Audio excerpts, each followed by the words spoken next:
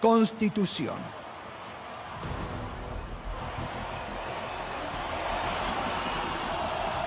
Bueno, estoy con el doctor Andrés Gil Domínguez. Buenas noches, doctor. Buenas noches, Gustavo. ¿Cómo está? Bien, bueno, muy interesado, doctor, en conocer desde su punto de vista constitucionalista lo que definió la Corte esta tarde.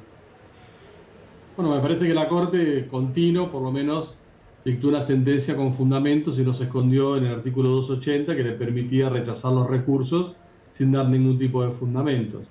Ahora, en los argumentos que expuso me parece que hay uno que es notablemente deficiente, que fue omitir analizar en profundidad el valor que tiene la presunción de inocencia y el indubio pro reo dentro de nuestro sistema constitucional, el sistema que está radiado por los derechos humanos y el sistema penal, el valor que tiene, el peso que tiene, y que para ser derribado, es la presunción de inocencia, la prueba que se colecta para acusar a una persona y condenarla tiene que ser una prueba fuerte, contundente, pues en caso de mínima prueba, en caso de duda, se beneficia a la persona acusada. Y en este proceso respecto de Cristina Fernández de Kirchner, en relación a los hechos probados eventualmente como delito, la prueba que la vinculó es una prueba indiciaria y mínima que hubiese sido importante que la Corte Suprema de Justicia hubiera justificado por qué el principio de inocencia caía derrotado, siendo un baluarte tan importante de un derecho penal liberal del sistema democrático, frente a una prueba mínima que estaba sostenida por actos de gobierno en ejercicio de facultades constitucionales. Y cómo se le adjudicaba alguna autoría a quien era la cabeza del Poder Ejecutivo y se absolvía a quien fue el ministro del área. O el jefe de gabinete, ¿no? O los jefes de gabinete, claro. O como un Congreso que votó una ley de presupuesto, los legisladores que votaron esa ley de presupuesto. Entonces, me parece que desde ese punto de vista dejó un gran agujero en cuanto a la argumentación, y también me parece que debió ser un poco más profundo, explícito e incisiva la Corte Suprema de Justicia en relación a el alcance de la garantía de la imparcialidad de los jueces, del juez natural, en relación a los cuestionamientos que hizo la defensa de Cristina Fernández de Kirchner en torno a algunos de los del fiscal que acusó, de los integrantes del Tribunal Oral que tenían o tuvieron cierta vinculación directa e inmediata con sectores políticos que siempre auspiciaron que la expresidenta fuera condenada. Me parece que en esos dos puntos la Corte Suprema de Justicia se queda corta, utiliza lo que nosotros llamamos planchas o clichés, que son argumentaciones ya prearmadas, prefabricadas, y que esa es la deuda de este fallo en este tema tan importante, y me parece que ahí está eventualmente el principal fundamento o argumento que podrá esgrimir la defensa de la expresidenta si interponen una denuncia ante ya sea el sistema interamericano de protección de derechos humanos o el sistema universal de protección de derechos humanos. Sí, que acaba de decir el doctor Beraldi que van a ir a esos organismos justamente al no haber sido escuchados por la justicia argentina y menos por la Corte, ¿no? Y el plazo, doctor, ¿usted cree que fue emplazada por el periodismo? Estos 46 días inéditos en que la Corte trató el tema. Gustavo, yo sigo teniendo una gran duda. Cristina presa no le conviene a Milei no la quiere, Libertad Avanza no la quiere presa, no le conviene políticamente. No le conviene al PRO tampoco, porque ahora cómo va a justificar este sometimiento, esta sumisión indigna a la Libertad Avanza si ya Cristina está presa. Porque antes era el cuco del kirchnerismo, entonces que justificaba el sometimiento y la entrega que estaban haciendo del partido. Tampoco al PRO le interesa. No creo que a nadie del peronismo le interese. Entonces, algunos medios tienen tanto poder para movilizar a la Corte Suprema de Justicia. No, el poder económico, doctor, que la quiso sacar de la cancha. Pero para que en un tiempo récord, para que rompiendo una lógica que existía implícitamente en la Corte Suprema desde el 83 en adelante, la Corte no se metía en procesos electorales, no intervenía en procesos electorales y eventualmente terminaba las causas cuando esto no implicase ningún tipo de interferencia y después que, bueno, la política decidiese, porque existen mecanismos de una persona condenada para que se le quiten los fueros y cumpla Claro. eventualmente la sentencia. Entonces, no sé, es un interrogante. Pero ¿y usted entonces qué supone?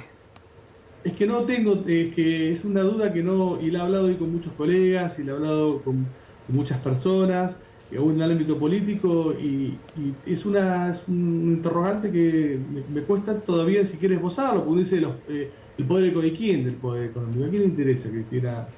Si iba a ser candidata a diputada provincial en la tercera sección de la provincia de Buenos Aires. ¿A quién le... Y bueno, Entonces, pero el regreso, doctor.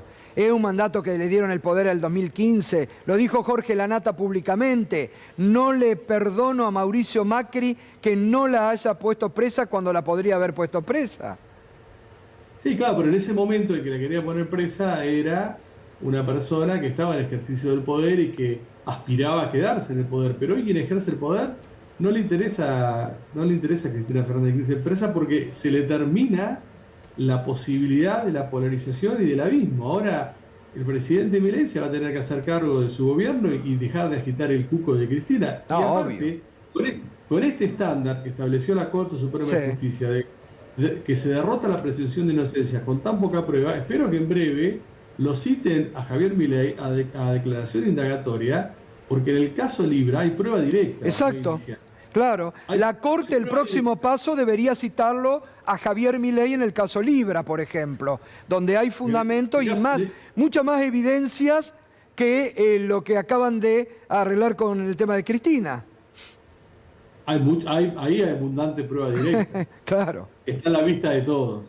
Que no hace falta llamar a peritos para que analicen, no hace falta analizar llamadas con una persona. Ahí hay un tuit, hay reuniones públicas, hay declaraciones de los implicados. Doctor, yo sé que usted es abogado constitucionalista, muy apegado al derecho, pero ha dicho un montón de cosas que me llama la atención escucharle y que son muy ricas. Habló, por ejemplo, de haber dejado de lado esta tradición de no interferir en procesos electorales. Dijo que la Corte se quedó corta en su fundamentación. Acaba de decir también que de alguna manera aceptó muy poco nivel probatorio a la hora de dictar una sentencia de estas características. ¿Qué lectura hace de lo que ocurrió hoy en términos de nuestro sistema de partidos políticos y de nuestro sistema democrático? ¿Este fallo de hoy afecta, hackea, incide? Y me parece que los efectos nocivos sobre el sistema democrático de este fallo lo vamos a percibir en los próximos meses. ¿Cuál es el efecto sobre esto? Pero me parece que no va a ser no va a ser algo que pase desapercibido para... yo creo que nace una nueva era. Me parece que Cristina se va a convertir en un mito mientras esté detenida. El peronismo se va a reunificar porque bajo un mito un partido político se reunifica y busca nuevos liderazgos que representen al mito, porque el mito está detenido. Y me parece que a la Libertad Avanza y al PRO se les terminó esa herramienta electoral que les permitía que mucha gente le justificara acciones u omisiones de gobierno o de una oposición amiguista. Me parece que a partir de ahora se van a tener que hacer cargo de las acciones de gobierno y no sé qué va a decir el PRO ahora para entregarse como se está entregando indignamente, bajando sus banderas republicanas a la Libertad Avanza. Porque antes era, bueno, vamos a luchar y nos entregamos para que el PRO no vuelva, el kirchnerismo no vuelva a la provincia de Buenos Aires. Y ahora Cristina está presa. Y entonces, ¿por qué te entregas? Doctor, también, como decía Ariel, usted dijo con muchísima certeza, esto le pido porque yo venía con la misma información, que el gobierno no quería o que no intervino, que no tuvo ningún tipo de participación en esta decisión de la Corte, lo hice con mucha contundencia. ¿Le puedo pedir si esto es apreciativo, analítico, información de todo un poco? Y cada uno mantiene el secreto de las fuentes. No, está bien. Pero digo, usted lo dice con muchísima certeza que el gobierno no quería, no le conviene y no intervino para que esto ocurra. Pero si el gobierno fue el que operó para que Ficha Limpia se cayera en el Senado.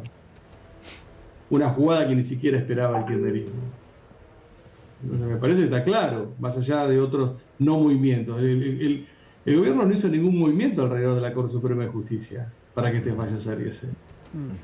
Ahora, volviendo, doctor, a lo que nos importa, ¿no? Desde el manejo, como siempre digo, de su seriedad como analista del derecho constitucional. Esto que usted dice, que no tuvo la Corte un argumento fuerte para defender, que decía, no, mire, esta prueba a usted la condena y la deja sin ningún tipo de prueba. ¿Eso la Corte no lo pudo demostrar? No, la Corte lo que hizo fue mantener el mismo criterio de las instancias anteriores, pero no entró a revisar el alcance del principio de inocencia, claro, que está en nuestra Constitución, y de la presunción de inocencia, que está en nuestra Constitución, los tratados sobre derechos humanos, a la luz de las pruebas.